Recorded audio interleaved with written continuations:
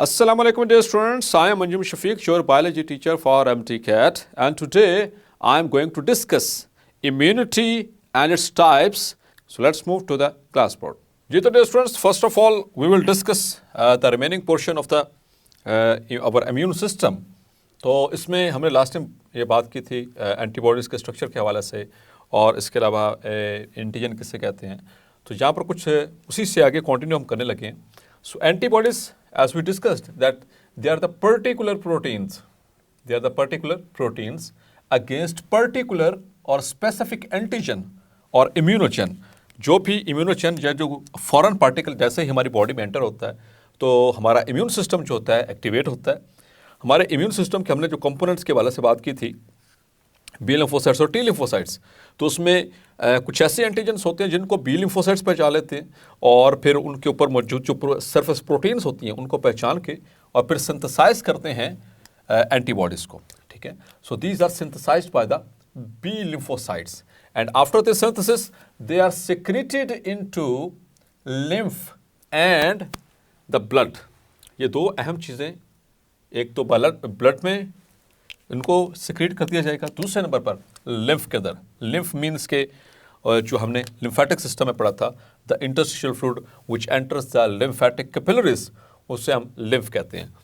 तो ये दो पोर्शन है जहाँ पर इनको ऐड किया जाएगा और फिर उसके बाद फिर लिम्फेटिक सिस्टम में, यानी कि अगर लिम्फ के अंदर कोई बैक्टीरिया या कोई वायरस एंटर हो चुका है तो उसको किल कर दिया जाएगा with the help of this specialised proteins the antibodies. या फिर ब्लड के अंदर कोई सर्कुलेट कर रहा है तो उसको वहाँ तक जो है उसको किल कर दिया जाएगा बाय वेरियस डिफेंस मैकेनिज्म्स. अब डियर स्टूडेंट्स, हमारा जो इम्यून सिस्टम है, ये जो हमारी इम्यूनिटी है, ये दो तरीके से रिस्पॉन्ड करती है और हमें दो तरह के रिस्पॉन्सेज मिलते हैं. दो तरह के रिस्पॉन्सेज में एक तो है ह्यूमरल इम्यून रिस्पॉन्स, या जिसको एंटीबॉडी मीडिएटेड रिस्पॉन्स भी कहते हैं, और दूसरा है सेल मीडिएटेड इम्यून रिस्पॉन्स. ये दो तरह के इम्यून रिस्पॉन्सेस मिलते हैं जब भी कोई फॉरेन पार्टिकल हमारी बॉडी में एंटर होता है. तो पहले देख लेते हैं कि ये ह्यूमरल इम्यून रिस्पॉन्स क्या है, या जिसको हम एंटीबॉडी मीडिएटेड रिस्पॉन्स कह रहे हैं. So what is this? So the B cells, मतलब कि जो बी लिम्फोसाइट्स हैं, they recognise the antigen and produce plasma cell clone. They produce plasma cell clone. ये प्लाज्मा सेल क्लोन बनाते हैं. क्लोन एक जैसे सेल्स को कहा जाता है, यू नो वेरी वेल. ये एक जैसे इंडिविजुअल्स को कहा जाता है विच आर प्रोड्यूस्ड एसेक्सुअली.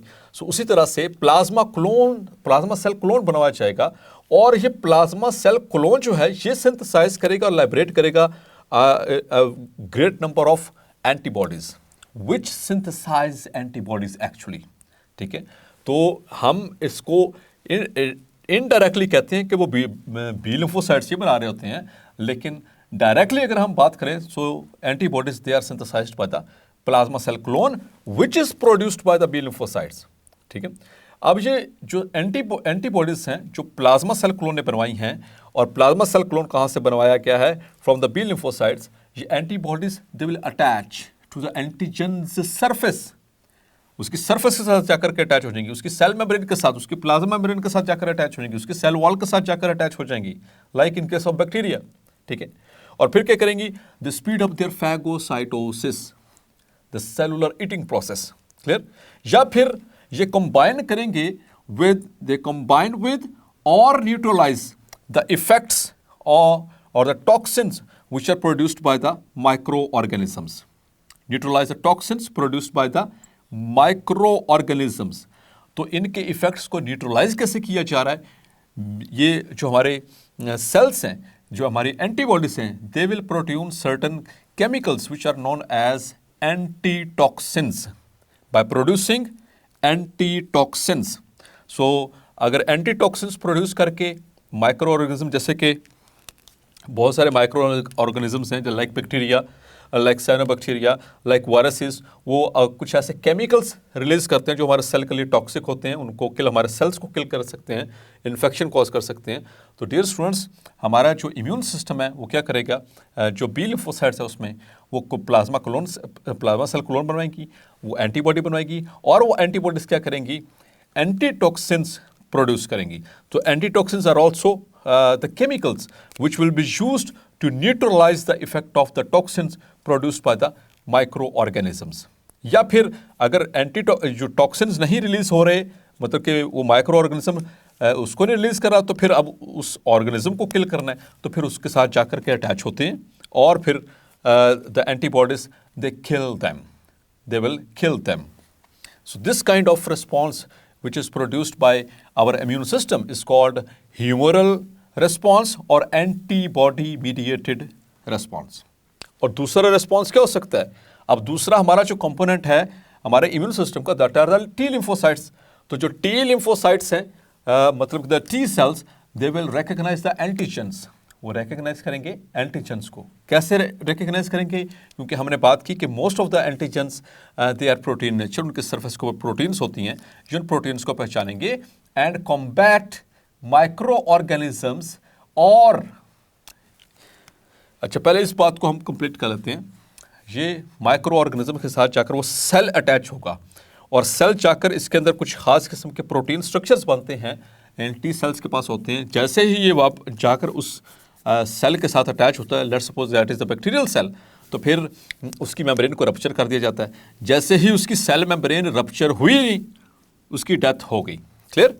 और डियर स्टूडेंट्स, आपने पढ़ा था कि अगर प्लाज्मा मेम्ब्रेन रप्चर हो जाए बैक्टीरिया सेल की, तो उससे क्या होगा? It will lead to the death of the bacteria. तो ये जो टी सेल्स हैं वो यही करते हैं कि वो जाकर वहाँ पर उसके साथ जाकर जैसे चिपकते हैं, तो वह इनके पास एक प्रोटीन कॉम्प्लेक्स होता है, वो उसके पास कुछ स्पाइक लाइक स्ट्रक्चर होता है, वो उसकी प्लाज्मा मेम्ब्रेन को पिंच करता है। तो it leads to the burst of the cytoplasmic contents out of the cell and the cell is died. तो इसको sometimes it is also referred to as the kiss of death. मतलब कि हमारे T lymphocyte उस antigen के साथ जाकर attach हुए, उसकी मेम्ब्रेन को पिंच किया और उसमें से सारा साइटोप्लाज्मिक कंटेंट जो बाहर को निकल गया, and the cell is not dead. This is also called as the kiss of death. अच्छा, एक और इंपॉर्टेंट चीज़ आपने जहन में रखनी है कि जो हमारे टी सेल्स हैं, जैसा कि हमारा इम्यून सिस्टम वो किसको रेस्पॉन्ड कर रहा होता है? किसी भी फॉरेन पार्टिकल को। And in case of organ transplantation, जब ऑर्गन ट्रांसप्लांट करवाया जाता है, लेट्स सपोज किडनी ट्रांसप्लांट है या लिवर ट्रांसप्लांट है, इन एनी केस किसी भी तरह का जब ट्रांसप्लांट होता है, तो जो डोनर जिससे लिया गया था उसकी और हमारे अंदर हम रेसिपिएंट हैं जिसके हमारे अंदर अगर उसको एंटर किया गया है, तो डियर स्टूडेंट्स हमारे बॉडी का तो वो टिश्यू नहीं था, वो तो हमने किसी से लिया। हाँ, वो एक अलग इशू है, वो एक अलग चीज़ है कि उनकी मेजर प्रोटीन्स को, ब्लड ग्रुप्स को और बहुत सारे जो हैं वो एंटीजेंस को मैच किया जाएगा और उसके बाद लगाया जाएगा, लेकिन फिर भी वो हमारी बॉडी का हिस्सा तो नहीं था। अब हम किसी से ले रहे हैं, तो जैसे वो आएगा हमारी बॉडी में ट्रांसप्लांट किया जाएगा, हमारा जो इम्यून सिस्टम उसको कैसे पहचानेगा कि वो it is a foreign particle, क्योंकि वो बाहर से आया। फॉरेन पार्टिकल किसे कहते हैं? जो बाहर से आ रहा है, हमारी बॉडी का हिस्सा नहीं था। तो जैसे ही वो ऑर्गन ट्रांसप्लांट किया जाता है, तो T cells they become activated and they start fighting against them, और उसको जो ट्रांसप्लांटेड ऑर्गन है उसके खिलाफ वो इम्यूनिटी चला देते हैं, जिसकी वजह से जो ऑर्गन है वो ख़राब हो सकता है या वो रिजेक्ट हो सकता है, वो हमारी बॉडी को उसके साथ अटैच नहीं होने दिया जाएगा। फिर इन्हीं दौरान ऐसी मेडिसिन दी जाती हैं जो कि जिनको कहा जाता है इम्यूनो सुप्रेसेंट ड्रग्स। इम्यूनो सुप्रेसेंट ड्रग्स दी जाती हैं जब ये ऑर्गन ट्रांसप्लांट सर्जरी की जाती है। तो ये ड्रग्स क्या करती हैं? They will make our immune system less active. ये हमारे इम्यून सिस्टम के फंक्शन को सुप्रेस करती हैं, और इससे क्या होता है कि जब हमारा इम्यून सिस्टम का जो फंक्शन है वो सुप्रेस हो जाता है, so then it will give a pace और a time for the transplanted organ to get attach with the body. लेकिन बाज़ औक़ात ऐसा होता है कि जैसे ही इन ड्रग्स से विड्रॉ किया जाता है उस पेशेंट को, तो जो टी सेल्स हैं वो उनको पहचान लेते हैं और फिर उसके खिलाफ ऑटो इम्यूनिटी चला देते हैं। क्लियर? लेकिन हाँ, एक और चीज़ ये है कि जब ये इम्यूनोसप्रेसेंट ड्रग्स ले रहे होगा पेशेंट, तो ही इज़ और she is at the risk of getting other infections because you have suppressed your immune system.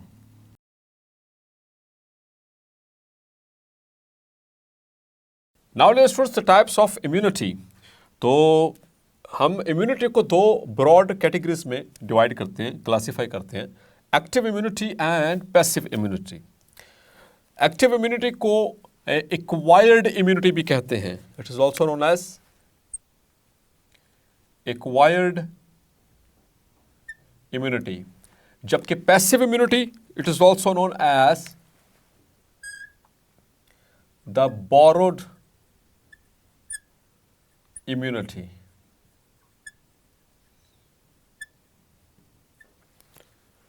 Borrowed, उधार ली गई किसी से, ठीक है। So first of all let's have a look on the definitions. So active immunity या acquired immunity एक ऐसी इम्यूनिटी है, the type of the immunity which is achieved और acquired as a result of infection और वैक्सीनेशन। क्लियर?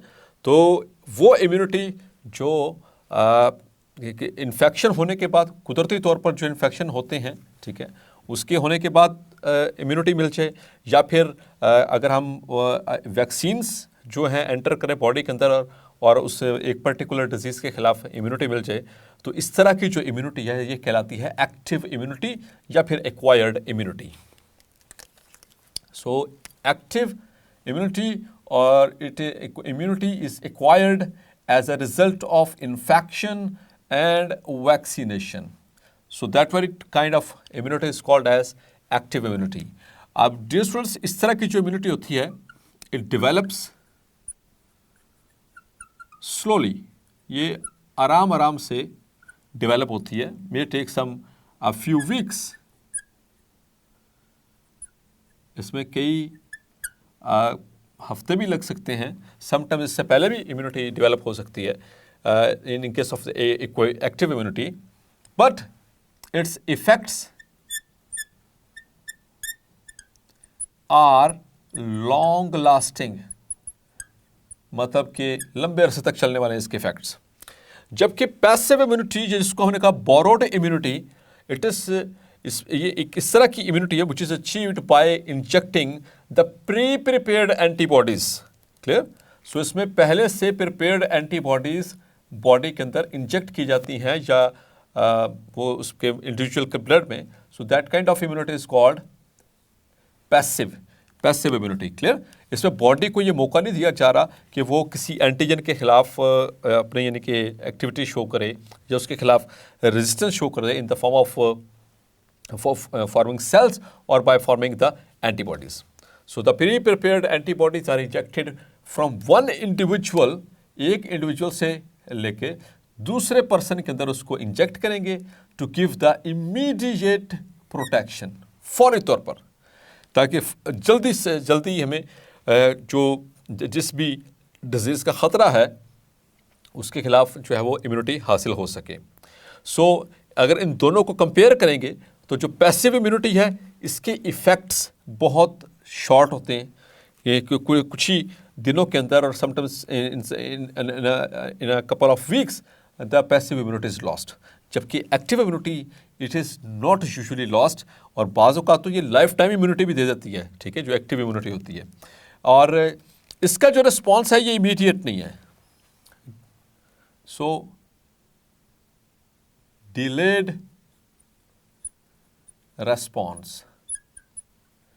जबकि यहां पर इमीडिएट रिस्पॉन्स है, only provide immunity for a few weeks, कुछ हफ्तों के लिए इम्यूनिटी प्रोवाइड की जाती है बाय द पैसिव इम्यूनिटी और द बोरोड इम्यूनिटी। उसकी रीज़न क्योंकि हमारा जो नेचुरल डिफेंस सिस्टम है वो बाहर से आई हुई जो बोरोड एंटीबॉडीज़ होती हैं उनको वो डिस्ट्रॉय करना शुरू कर देते हैं, और फिर ग्रेजुअली उनकी तादाद कम होना शुरू हो जाती है, and ultimately the protection is lost.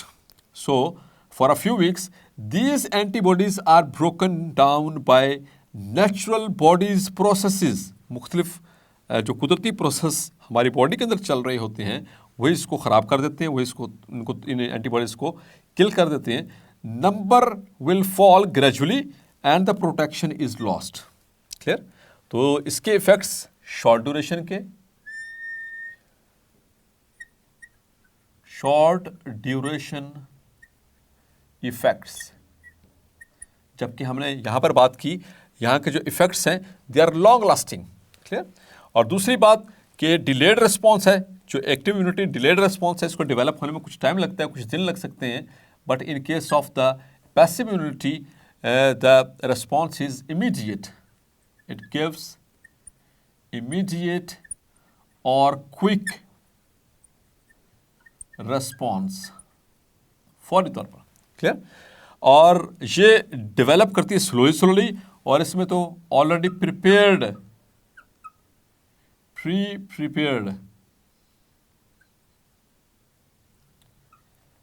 Antibodies are injected. तो ये कुछ बेसिक डिफरेंसेस एक्टिव और पैसिव इम्यूनिटी के दरमियान। क्लियर। तो इसमें प्रोटेक्शन आमतौर पर लॉस नहीं होती, जबकि इसमें आमतौर पर कुछ ही जो एक वैलिड उसका टाइम होता है उसके बाद जो है इसकी इम्यूनिटी जो इम्यून जो प्रोटेक्शन है दैट इज लॉस्ट।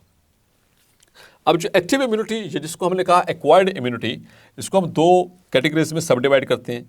एक है नेचुरली इंड्यूस्ड एक्टिव इम्यूनिटी, या जिसको कहते हैं ऑटो इम्यून रिस्पॉन्स, यानी बॉडी खुद ब खुद ही रिस्पॉन्ड कर रही है और आपको करने की ज़रूरत, आपको उसमें कुछ लेना देना नहीं है, आपने उसके मतलब कि उसके लिए उसको मज़ीद बढ़ाने के लिए कोई एक्स्ट्रा चीज़ नहीं, एफर्ट नहीं करनी पड़ रही।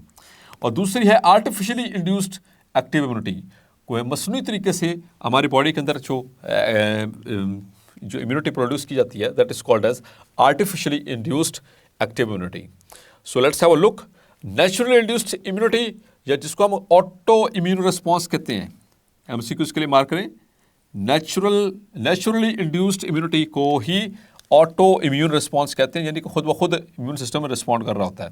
सो when a person is exposed to an infection, जब भी किसी शख्स को या किसी भी पर्सन को इन्फेक्शन होता है, क्योंकि इसके अंदर आमतौर पर एंटीजेंस होते हैं, द पर्सन बिकम्स इल, वो बीमार हो जाता है, and in most cases survive, और ज़्यादातर केसेस में क्या होता है कि बीमार होने के बाद वो जो है वो सेहतयाब भी हो जाता है और वो सर्वाइव भी कर जाता है। This is called as naturally induced immunity. Clear. Like the immunity against certain diseases, जो कि let's suppose like the measles. So जिसको अगर एक दफ़ा मीजल्स हो गए तो फिर उसको ज़िंदगी में दोबारा मीजल्स नहीं होने वाले। अब हम बात करेंगे आर्टिफिशियली इंड्यूस्ड एक्टिव इम्यूनिटी, जो मसनूई तरीके से जो है वो एक्टिव इम्यूनिटी को इंड्यूस का मतलब कि शुरू करवाया गया हो। So it is achieved by injecting the small amount of antigens, जिसको हम वैक्सीन भी कहते हैं। Antigen stimulates the immune system, body synthesises the antibodies against the antigen, the particular antigen which has got entry into the cell. So this process is called as vaccination. तो injection लगाने का जो मरहला है, vaccine लगाने का जो मरहला है, चाहे वो ओरल ड्रॉप्स की शक्ल में हो या फिर वो इंजेक्शन की शक्ल में हो, so that very process is called as vaccination.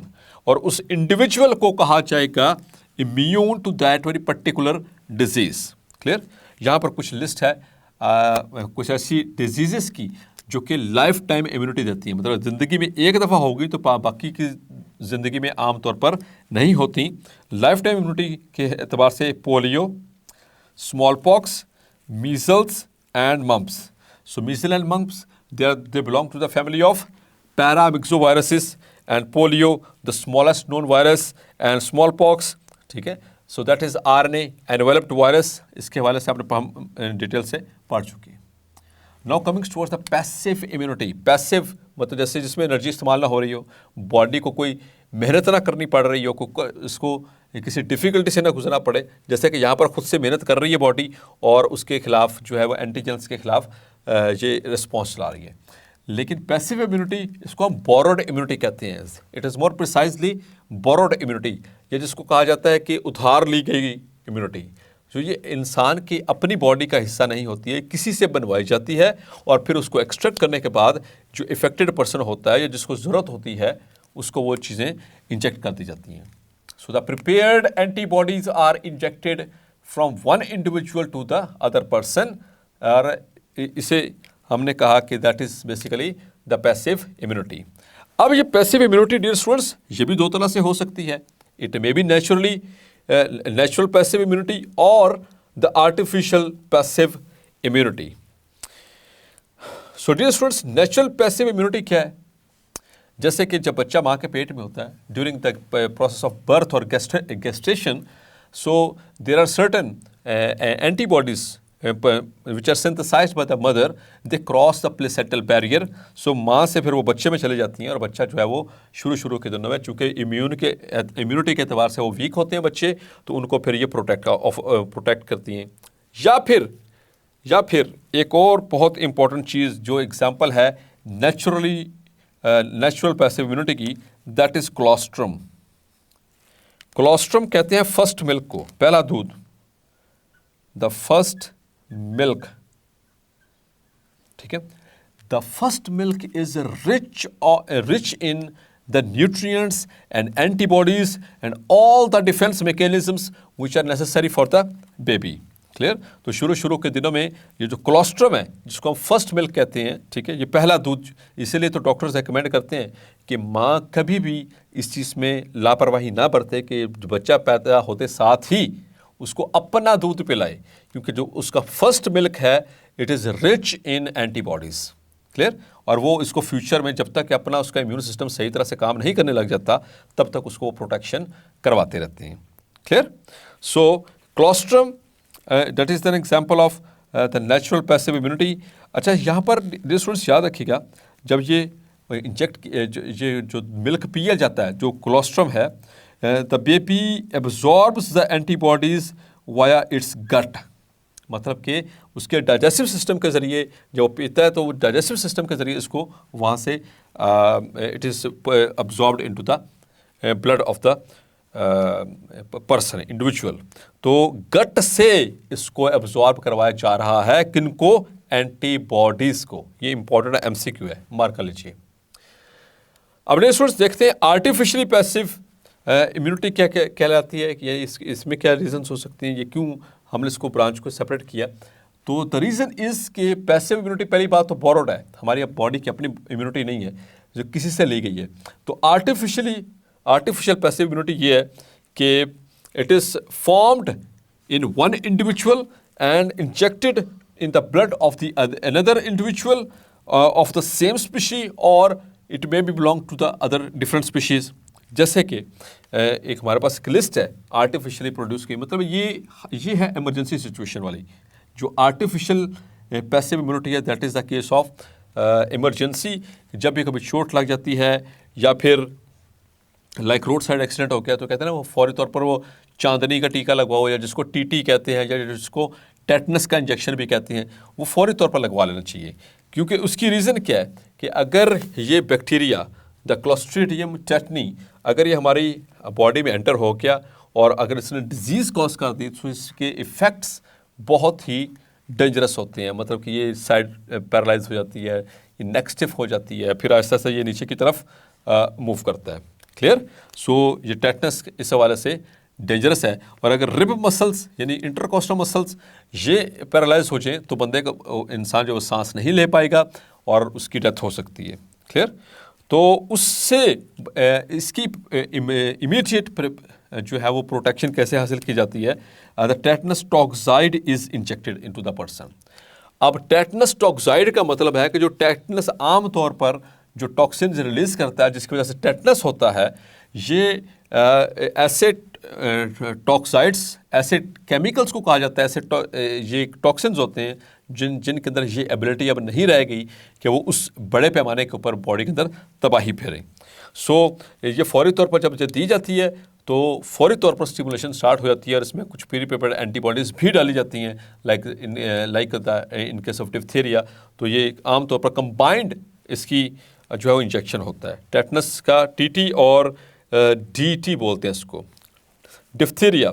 अब इसी तरह से एंटीसीराज ये भी जो है वो आर्टिफिशियल पैसिव इम्यूनिटी से ताल्लुक़ रखता है। आर्टिफिशियल जो passive immunity in case of antisera, anti means against, आमतौर पर हम इससे ये मान लेते हैं अगेंस्ट का, लेकिन यहाँ पर एंटी का मतलब है, दिस एंटी मीन्स एंटीबॉडी, और सीरा Sera, it is the plural of serum. So sera, it is the serum. और सीरम क्या होता है? The plasma minus clotting factors. Clear? So ऐसा सीरम जिसमें एंटीबॉडीज मौजूद हों और पहले से ही शामिल की गई हों किसी पर्सन से एक्सट्रैक्ट करके, so that very terminology is called antisera. Clear? Antiseras. तो ये भी जब एंटर किए जाते हैं बॉडी में तो ये फौरी तौर पर इम्यूनिटी देती है, इमीडिएट इफेक्ट है इसका, और इससे बचत हो सकती है कि अगर कोई जेन्युइन अगर कोई बैक्टीरिया या वायरस हमारी बॉडी में एंटर हो जाए और वो हमें नुकसान पहुंचाए, ये उससे कहीं कम नुकसान पहुंचाकर हमें काफ़ी अरसे तक के लिए सेव कर लेती है। इस तरह से डिफ्थीरिया और एंटीसीराज एंड अच्छा, एंटीसीराज के हवाले से याद रखिएगा, आप एक टॉपिक पढ़ेंगे ब्लड के अंदर, आपने बल्कि पढ़ा होगा सेकेंड ईयर के अंदर, RH इनकम्पैटिबिलिटी, जिसमें एक RH नेगेटिव मदर और उसके अंदर एक ऐसा बेबी जो है प्रोड्यूस होता है जो कि RH पॉजिटिव होता है, तो उसके खिलाफ फिर जो है वो ऑटो इम्यूनिटी चल पड़ती है। अब जब आफ्टर द प्रेगनेंसी जब बच्चा डिलीवर हो चुका होता है तो उसके बाद फिर विदिन 24 to 48 आवर्स ये इंजेक्शन लगाना पड़ता है। इसको एंटी RH इंजेक्शन भी कहते हैं, क्योंकि RH इनकम्पैटिबिलिटी है बेसिकली, तो इस तरह से मतलब कि ये हेल्प आउट करेगा। इस तरह से रेबीज़ का नाम सुना आपने, पागल कुत्तों के, rabid dogs and fox and cats, इनके काटने से हो जाती है।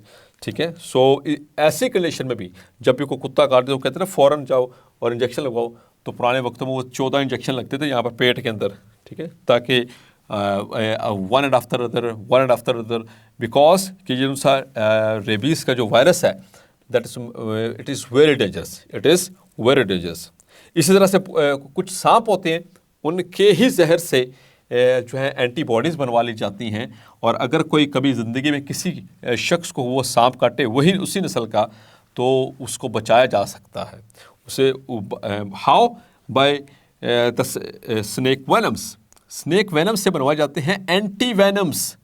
क्लियर? एंटी वेनम्स बनवाए जाते हैं। उनका उन जहरीली जो लिक्विड वो जो एंटर करते हैं बॉडी में, उसको तोड़ने के लिए, उसको इनएक्टिव करने के लिए। So that is called a snake venoms के खिलाफ जो इम्यूनिटी दी जाती है खुद से, that is also the artificial passive immunity. Clear? और डिस्टेंस तो इस मिल्क को जो है वो मिस नहीं करना चाहिए। आमतौर पर अगर आप गांव में जाएं तो जब भी किसी की भैंस जो है वो बच्चा देती है तो उसका जो पहला दूध है उसको कहते हैं बोला दूध, वो पूरे मोहल्ले में फिर तकसीम किया जाता है उसको पका के, और लोग बहुत शौक़ से खाते हैं, प्रेफर करते हैं, बिकॉज कि इसमें बहुत सारी एंटीबॉडीज़ होती हैं, बहुत सारे ऐसे मिनरल्स होते हैं जो कि हमारी बॉडी के लिए बेहद ज़रूरी होते हैं।